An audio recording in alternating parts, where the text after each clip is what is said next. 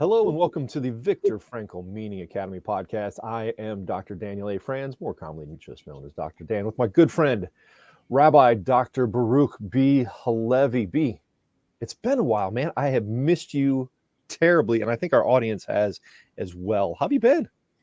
I'm much better now that I get to see you in your cardigan. I just feel at home, at peace. It's a good year.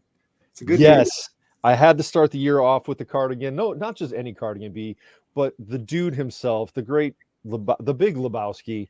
I just, after so much time away from work and you, I just need more dude in my life. So yeah, I figured I'd sport the cardigan just for you. I like it. It's got a little Aztec theme going on there, and it's not a good segue to our topic. I don't even know what to do with that. So I have no idea where you're. Actually, I do, because I can actually bring some Aztec into this.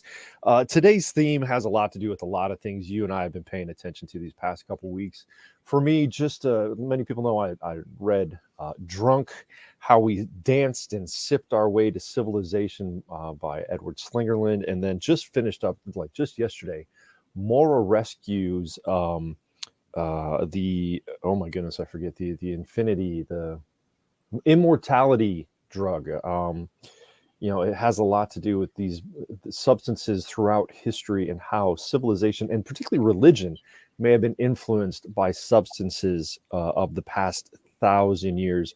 I'll make sure I include those in the show notes, but most of you have probably heard of those if you've listened to the poet warrior Joe Rogan. He's had both of those authors on and talks about them a lot. All that for me brings us to January. I'm people may not know this, but I'm a licensed substance abuse clinical addictions counselor, and I do a lot of work in that. And a lot of people these few days, are talking about what's it called? Sober January? No January. What is it? What's the phrase? I've heard it batted around, but something like that. Yeah, sober something. So we talk about resolutions and goals, and I thought we'd talk about Sober January, but also your outstanding article recently submitted to all of your listeners and followers about Be the Goalie. Like, I'm a big hockey fan, and I want to weave that in here as well. I'm out of my depth when it comes to hockey, so you'll explain, the context, but I'll definitely be happy to talk on that. All these, our topics are always divinely orchestrated. The nuos, as Dr. Frankl would say, has its hand in our lives and in our conversation. Because literally, as I was getting on this call, a friend of mine in Israel who's involved in the cannabis industry texts me and says, "Hey, are you involved in psychedelics at all?" Because psychedelics is the new up-and-coming drug of choice, if you will, and we can talk about that. But I just do feel like this is an important topic, and I have professional and personal connections to it, and I also have a complicated and mixed sort of bag around this topic. So let's get into it.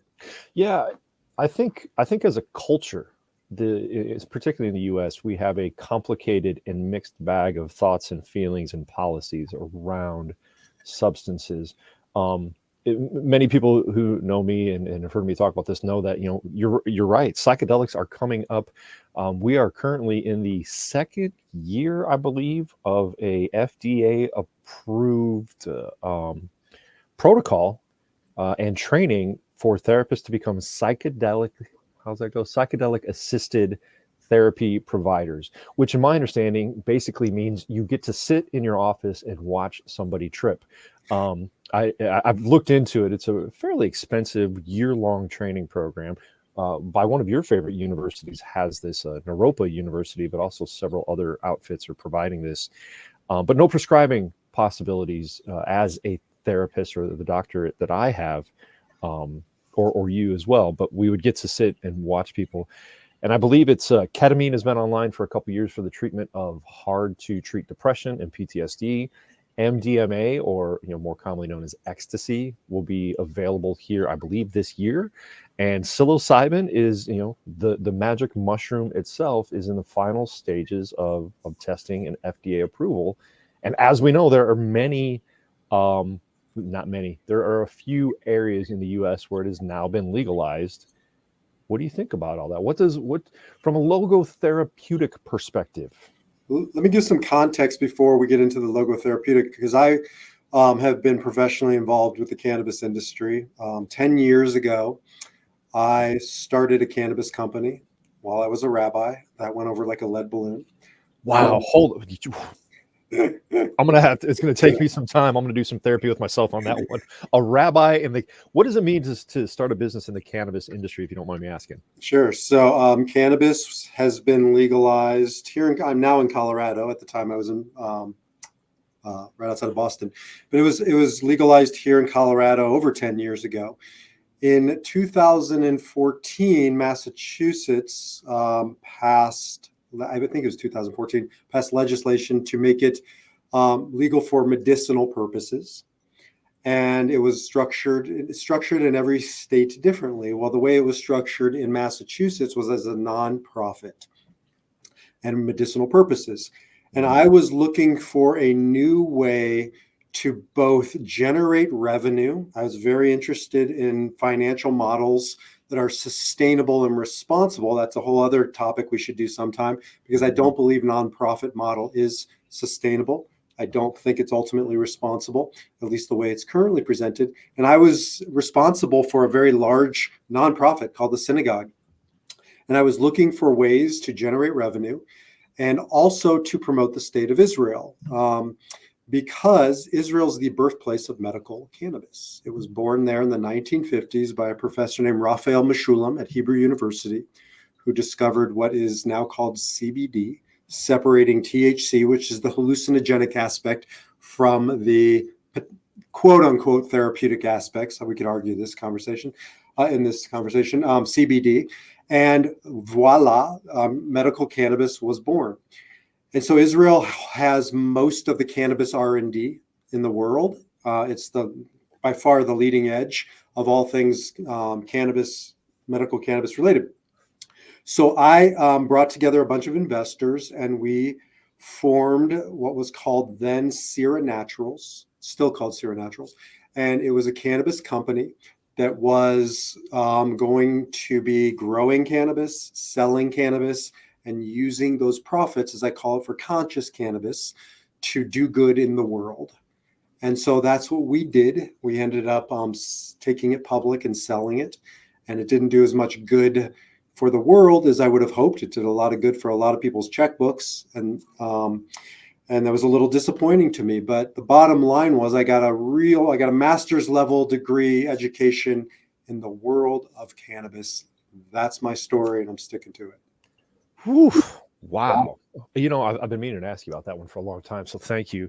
I'm going to give you the diet version, as I heard today. Somebody calling it an abbreviated story, the diet version. I kind of like that, of my history in substance use. After grad school, becoming a therapist, I went right into, for some reason, the substance abuse industry attracted me. I worked for a Midwest adolescent substance abuse treatment center with locations in Indianapolis, Cincinnati, Detroit, and eventually the Chicagoland area. And, grad school does not teach you much about substance abuse and treatment other than, the 12 steps, AA and NA, and anybody that uses substances and gets in trouble with it has a problem and therefore should quit and never use any substance ever again. And my work in the adolescent industry, I was like, I didn't know if I could subscribe to that. And what really, as I was learning and growing in my, beliefs about treating substance use and addiction, I had a parent come up to me, a parent of a 17-year-old child who I was helping with their addiction. And the parent said to me, so based on the teachings here, you mean to tell me once my child is better and not, using these substances, when she decides to get married 10 years down the road, I can't enjoy a glass of champagne with my daughter at her wedding? It's like, wow, I don't know if I believe that. And that really started my pursuit of looking at alternate forms of treating substance use and abuse and looking at what it really means. Now, in my field, I do not diagnose addiction. That is not a clinical term. That is definitely a 12-step AA term. What I'm able to diagnose, or what I'm trained to diagnose, is substance use and abuse problems. Now, I believe we have mild, moderate, and severe. And that's what we work on. But even in my work with logotherapy and Dr. Frankel, I've definitely brought much more of that into the treatment of substance use and abuse and into my own personal beliefs. Many people Look, my belief is the occasional escape from reality or tendency to relax is a very human need. But when it goes too far, there's a problem, and it's often a lack of meaning that brings people to excessive use. I think that's a really great continued jumping off point for us, because what I had to do if I were, while I was a rabbi, because I represent, of course, in that role. When I used to represent that role, I don't represent it anymore. I had to be able to justify what I was doing. How does a rabbi align the values of the Jewish people with this substance? Is that possible? And I was challenged on this. I had to do my work before I was willing to put my name on this effort. And I did. I started to study. I mean, I had used cannabis before. I actually inhaled it, not just smoked it. Honestly, I never really enjoyed it. I still don't enjoy it. I was in the cannabis industry for 3 years. I would go to the Vegas show, the conference there, and it's just they're giving it to you, and I would walk away from it because I don't like it personally. But it's because it doesn't work for me. I had to grapple with it, though, at a moral, ethical level. And here's what I came to in my own studies and my own formation of my opinions around it. It's a plant. Plants are not good and they're not bad. They're amoral. They have no meaning. Grain has no meaning inherent to it. And that's getting into our conversation. Grapes have no meaning. Now, what we do with them imparts meaning, or I would say makes them meaningless, or worse, nihilistic and destructive. You can take a grape and turn it into that glass of wine and, toast your daughter at her wedding. Or you can take it and put it into a brown paper bag and lose your life in that bottle. What you do with it makes it moral or immoral, but it is amoral. And the same is true with this plant called cannabis. It has no inherent value. I'll take it one step further. You'll find this interesting. I think our audience will too. In the book of Exodus, in the Torah, in the Bible, Exodus, I want to say, I'll put it in the show notes maybe, but 32:23, I believe, is the chapter and verse. It talks about the things that the ancient Israelites would bring to the temple for sacrifice. And one of the things they would bring are incense. And one of those incense in Hebrew is called kone bosem. And many of the commentators say it is what it sounds like, kone bosem, cannabis.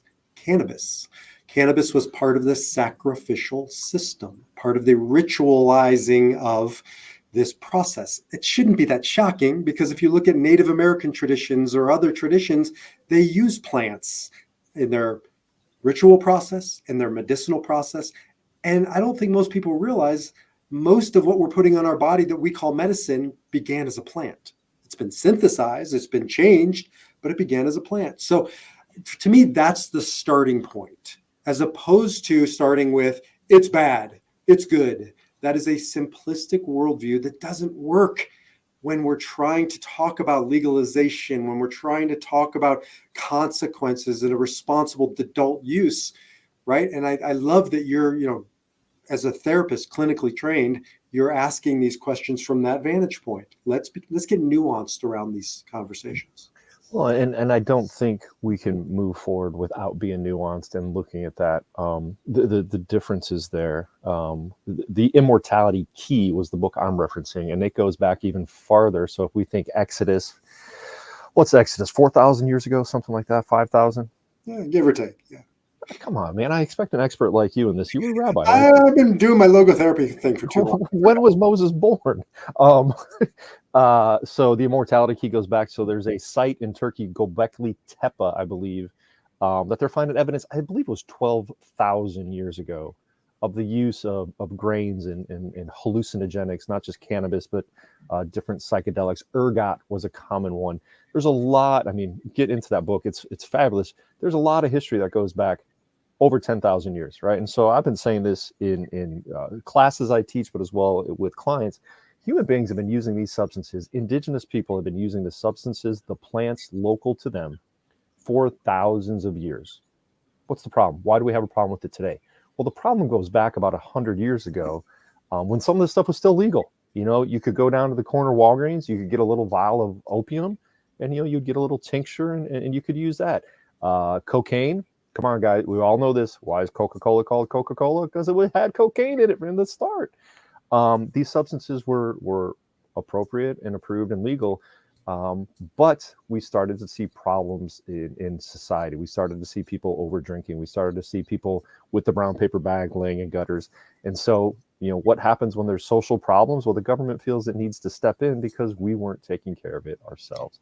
And they stepped in and made things criminal. They illegalized some of them. And now, 100 years later, we are starting to talk about legalization, and we are just now able to do good research. We just learned a couple decades ago, going back to your point of CBD, just like the human brain has opiate receptors coming from opium, a natural plant that we get heroin from, but we also get our pain relievers from.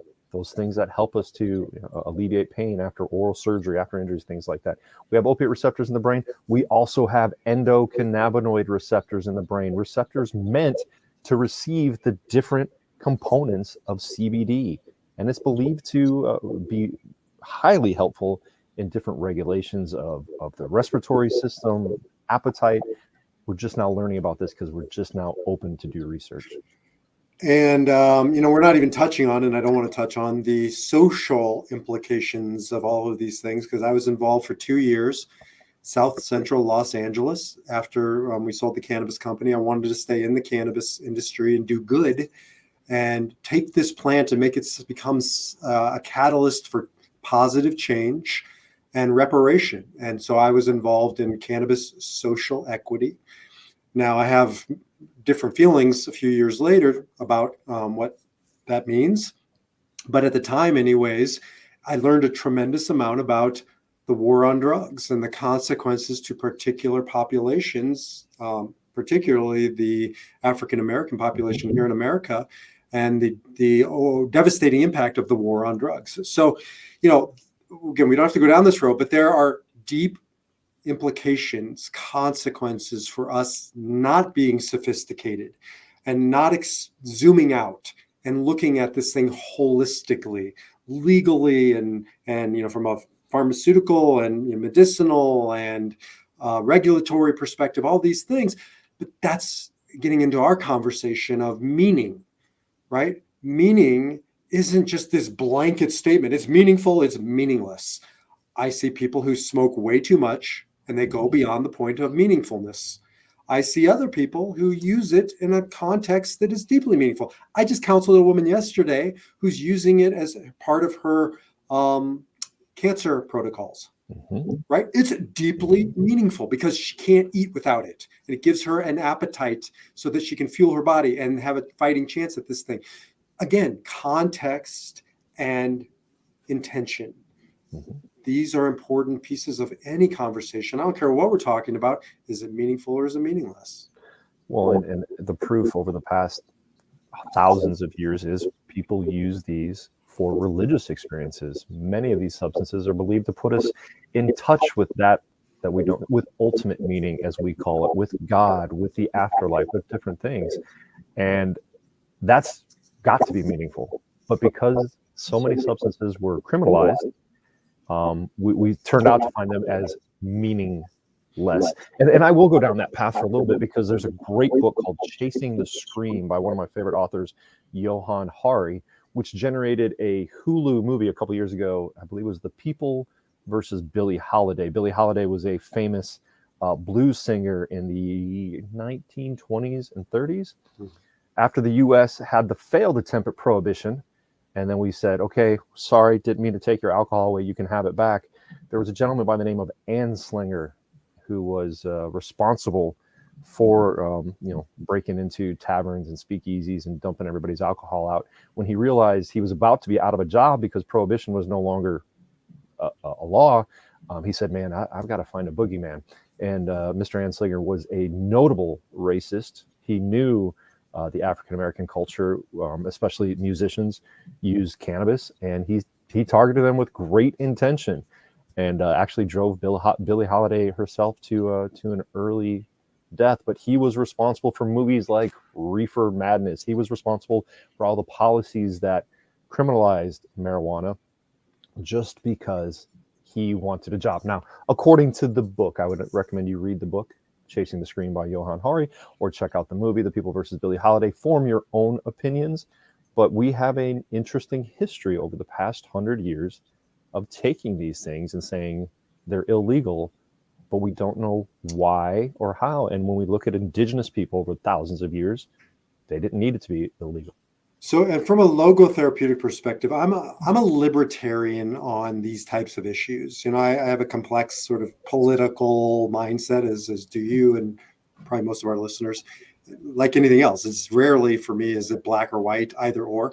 And on these type of topics, I'm libertarian for the logotherapeutic reason, because I believe that the power of choice is incumbent upon every man and woman amongst us. I say man and woman specifically and not child, because I do believe that this should be beyond the realm of children's choice, just like a lot of things, you know, in our society should be. But if you're a grown man, a grown woman, and you're capable of, you know, exercising choice, it's your right to exercise a bad choice. Our work is not to remove choices from people. Our work is to learn how to access the defiant power of our spirit to choose consciously. I do not want to create a society where you don't have choice to go into a bar.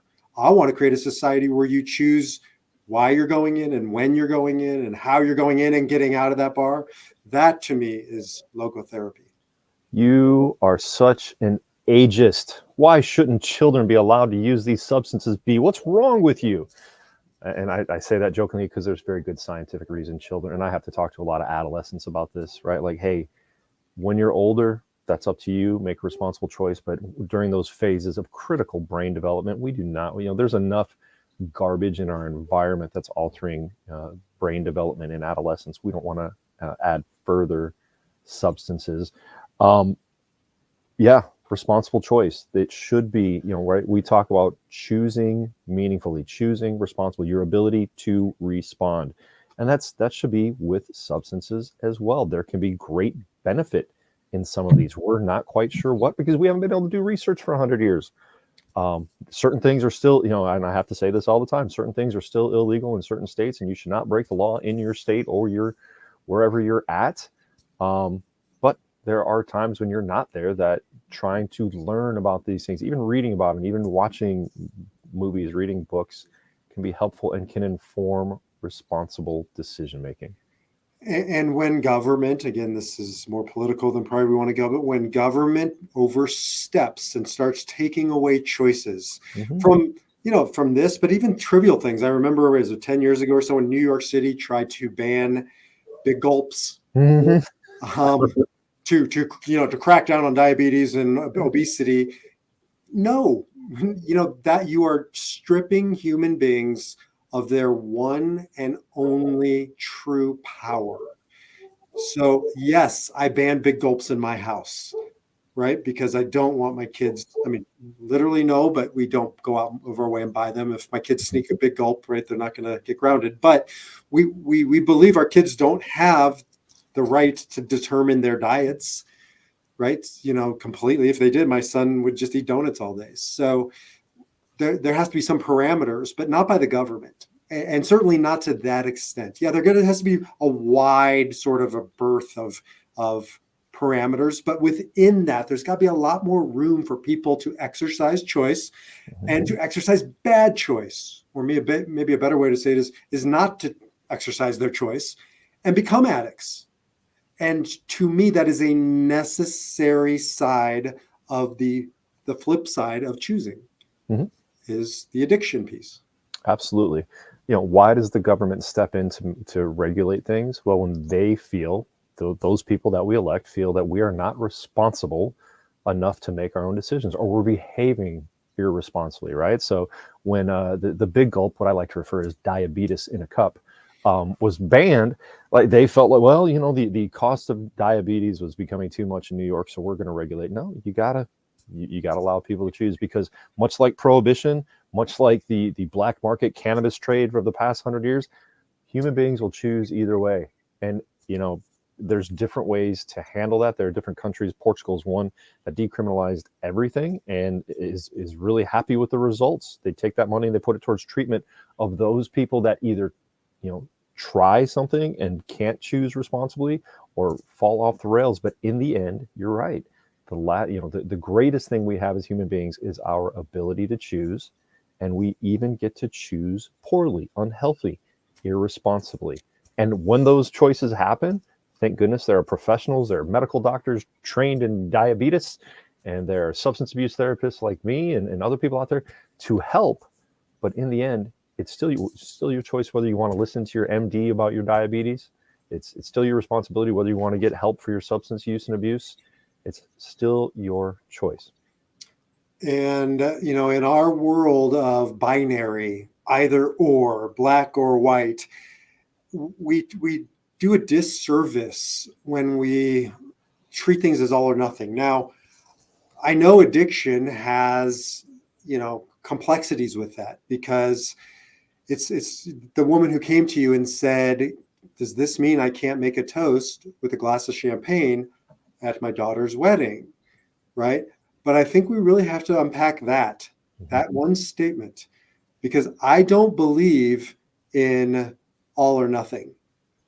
And I honestly don't think you can be all or nothing. If you're a recovering addict, there's no way around it. You will come in contact with alcohol. You will partake in alcohol. You may not be drinking explicitly, but it's found in your foods, or it's found in your medicines, or, there are situations where you again, like that woman, let's unpack. What was she really asking? Can I celebrate? Alcohol is often the positives of alcohol when used responsibly is we use it to celebrate. So what do you say to her? What did you say to her? At that time, I was so new in the field. I just kind of sat there and drooled a little bit and said, wow, I'm going to have to think about that. And as I said, that really started my research into, well, AA isn't the only way. 12 steps isn't the only way. What else is out there? And I was quite honest with her. I said, wow, that strikes me. At that point, I don't even think I was a parent yet, but maybe I was a parent to a toddler. And I was thinking, wow, that's a significant question, especially, at the age of 17 or 22 or 25 or 30, to make any statement, I shall not ever do this again. That's hard for anybody. That's very black and white. It's incredibly hard. And here's a practical example. I mean, that's practical. And this is another one. I have kids who are one's of drinking age, so it's no longer a problem. But his younger sister is 18, and we were in Israel, and 18 is the legal drinking age. And we moved here, so she's half Israeli and half American, and we moved here, and it's not the legal drinking age. And so she's at college drinking, and then she comes home and she says to me over Thanksgiving, "Can I drink here?" Right? There you go. Like, this is where it's nuanced. It's complicated. And she, her expectation is, because, in Israel, yes, here, no, but at college, yes. And now back here, no. So now she's going to have to go to her friend's house and pretend like she's not drinking, even though we all know she's drinking. It's just, these yes and no's are just not so easy to maintain. No, but what is easy, what should be easy as a parent is having a conversation about responsible choices with your child. And I know you do that, but I want to put that point out there for all of our listeners, right? I was just talking to somebody earlier about talking to a child about the responsible use of social media. We're not going to go down that rabbit hole today, but substances are very much like that. You can use them responsibly to inform you, to elevate your mood, or you can use them irresponsibly and, just like social media, become quite addicted to them. And that's a conversation. My girls knew I was a substance abuse therapist for a long time, and they constantly had, "Dad, wait, you help people with this, but why do you have a glass there, or why are you drinking a beer?" So, well, let's talk about that. We've been having that conversation in this house for a long, long time. It's really powerful. I know this is just the beginning of many conversations, because to me, this is to us, this is a relevant topic. This is a hot topic, and it's just becoming hotter. I mean, outside my window here in Denver, Colorado, sort of the epicenter of a lot of these conversations. And one of the things I found, being a rabbi in that space, is there weren't a lot of rabbis or ministers or priests or therapists in that space. And this is what happens when you just leave it to the shadows. It takes on a shadow quality. It goes underground. It doesn't go away. And what our job, I think, as logotherapists, is to bring these conversations out to the streets, to real life, to the bedroom, and to the bars, and all these places where that's not what, meaning doesn't happen in the bar. Meaning doesn't happen in sex. Meaning doesn't happen with cannabis. It should. Okay. I thought I wanted, like, Running Man just freaked out that sex isn't meaningful. But you're right. It's no different than weed, right? It can be. It can be, right? And it can be if you allow it to be, if you make it. So then we promised we would talk about this idea of sober January and be the goalie, right? So let's segue, because I agree with you. We're going to have some great philosophical discussions this year about the emergence of, legal hallucinogenics, of, the cannabis continuing to grow, and what happens, nationwide with it. So what about those people that this month decided, you know what? I'm going to step away from all substances, but especially alcohol. They call it the sober January. What do you think about that? Good idea, bad idea? The idea of setting, we've talked recently that, B is not a goals man. Goals for the first of the year are stupid. And look, I agree. New year, new you is garbage. New year, true you we came up with. But it can be helpful to set some goals. It can be helpful to cleanse yourself for a month. What do you think about that? Well, my blog that I wrote, as you know, you're the one person who read it, was I actually sent it to Running Man. He read it too. The two of you read it, and actually, I already got a lot of response. I don't always, but this is a hot topic. Yeah. I hate goals. Hockey's a hot topic, right? Hockey and my blogs. I hate goals because for the obvious reasons that they're worth the paper they're written on, and I think in many ways we use them as candy, right? It tastes good in the moment, and it's not nutritious. It's not good for you. This is not long-term strategy. And what I said in the article was, I'd rather, instead of, hit those goals, I'd rather be the goalie. And I use your sport. I don't understand the sport, and it terrifies me. I don't want to lose my teeth, but be the goalie. That guy's badass, right? I just watch, even the mask is freaking awesome, right? It's scary.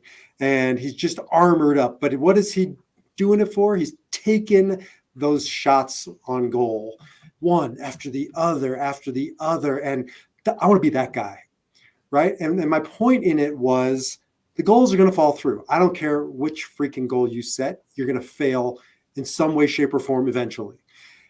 And when that happens, who's the man in the arena, right? Or the woman in the arena taking those shots? Are you able to be that goalie to get hit over and over, to fall off the wagon, to get back up again, to dust yourself off, and to keep knocking down those goals, right? And so to me, it's a resilience conversation. It's not an aspirational, this is utopia I'd like to live in. Well, and I think that goes to the very real idea that by the time this podcast is released, most people would have failed at their New Year's resolutions. That is not my opinion. That is actually a statistical fact somewhere, that if you failed at your resolution at this point, great. Get up, dust off, be the goalie. As you said, those pucks come through anywhere from 1 to 3, maybe sometimes 4 a game. But you don't give up, right? Because then there's 30 more saves that most goalies make in an average hockey game. And so be the goalie, get up, dust yourself off, and start really figuring out what you want to do. If you failed in your resolution, why? Now what? Right? Because just because you failed one day doesn't mean it's over. What is the end result you want to achieve? And how do you get back on the horse? How do you get back in the net and start playing again? Have you ever played goalie? No, I was usually defense because I was a larger skater, and no, I always had somebody with a mask behind me. And I do recall in floor hockey once at my alma mater, Ball State University, we were playing floor hockey, and my good friend, the goalie, was behind me. We didn't wear helmets in floor hockey. That was not a good idea because I took a puck to the side of the head, and goalie said, "Wow. I've never seen anybody's eyes roll back in their head like that."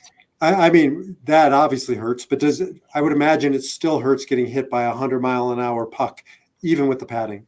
Oh, I mean, even most players wear, a fair degree of padding, not as much as a goalie because we want to be more mobile. But yeah, I mean, even through the pads, man. I think the fastest recorded slap shot was around 113, maybe. Average is anywhere 85 to 95 miles an hour of vulcanized rubber. That stuff's not soft, and it leaves a mark. So my point with that is only imagining what it's like to get hit by a hockey puck, let alone in the head, which explains a lot, by the way. Thank you for going there. I'm sure it does. Is that it freaking hurts. Mm-hmm. And I don't care what your goal is. If it's a worthy goal and you don't do it, it should hurt. Like if not, it's not a worthy goal. Give me a break. And when you fall off, when you fail, when whatever it is, it should hurt. And that's where you make your stand. And that's where you find your meaning. It's not in the fulfillment of the goal. It's in that constant perpetual motion towards the goal. That's the point, right?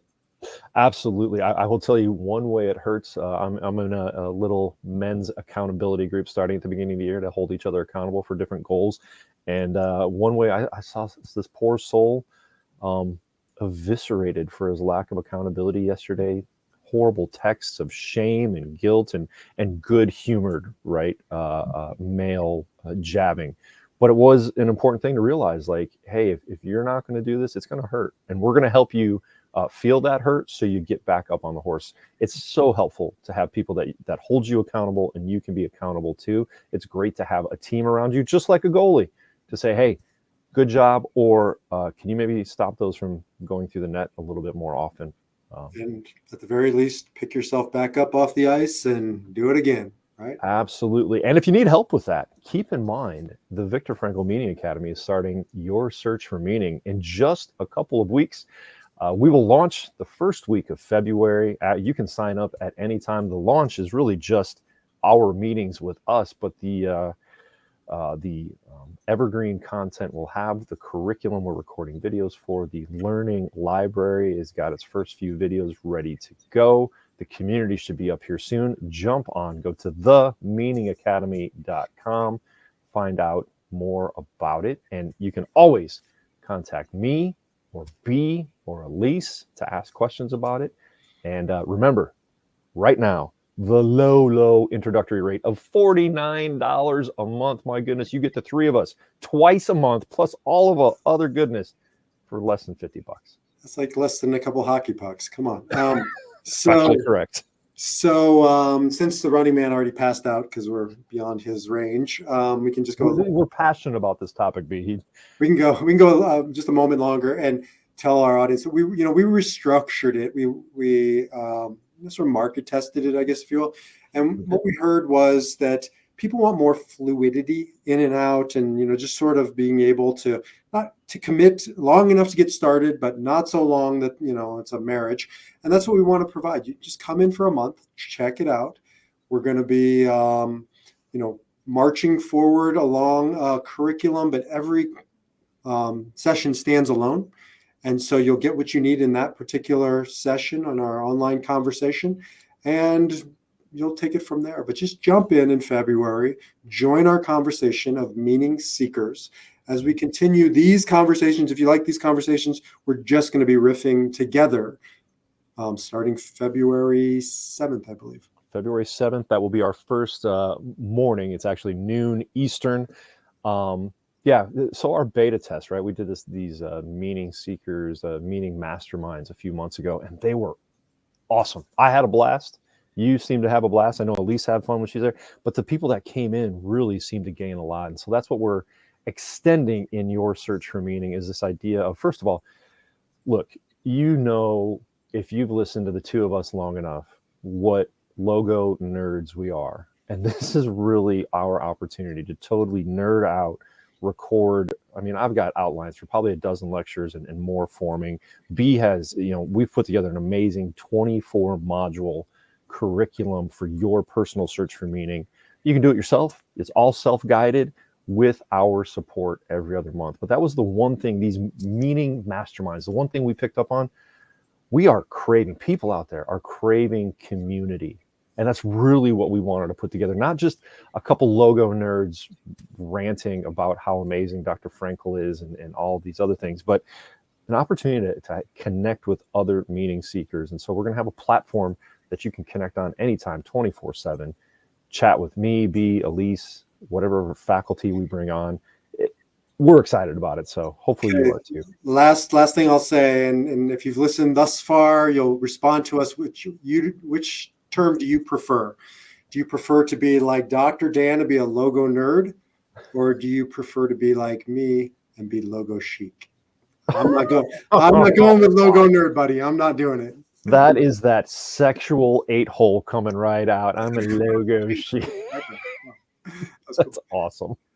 All right, y'all, that's all we got for today. So go out there and be responsible. Whatever direction you choose to take this conversation, take away responsibility, the ability to choose your response. And Dan, what do we say? Live your life with meaning, purpose, and resilience. Take care, everybody. That's all we got for now. Signing off, the logo nerd and logo chic. Take care.